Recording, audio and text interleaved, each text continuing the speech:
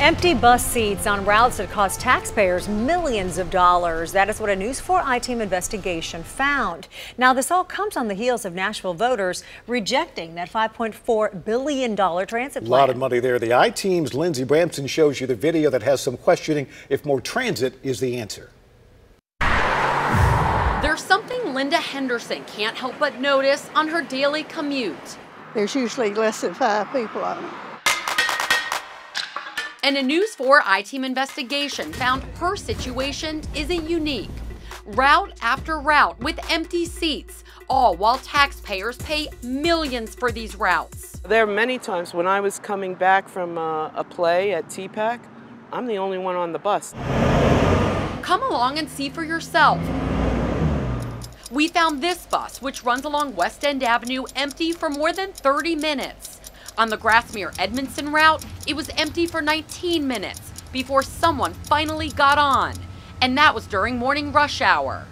Take a look around. You can see there are 2 people on this bus. And you want to know how much it costs to run this bus each year? $970,000 of taxpayer money.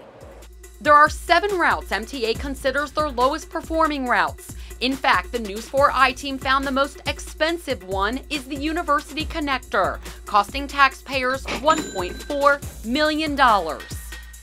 Take a look at what it looked like when we were on it.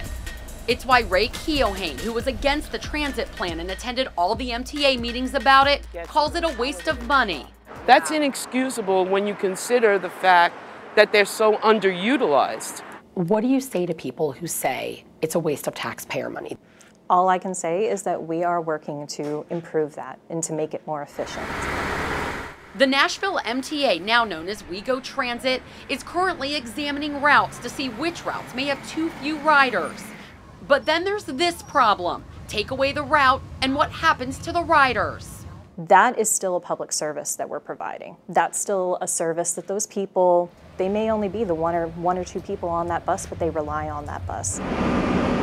Of course, there are times when the buses are packed, like this bus running along Dickerson Road on a busy Friday afternoon.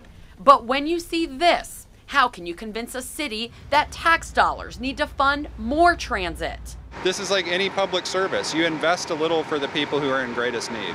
What is that person who's using this for jobs access right now going to do if we take away this option? What if they can't afford a car?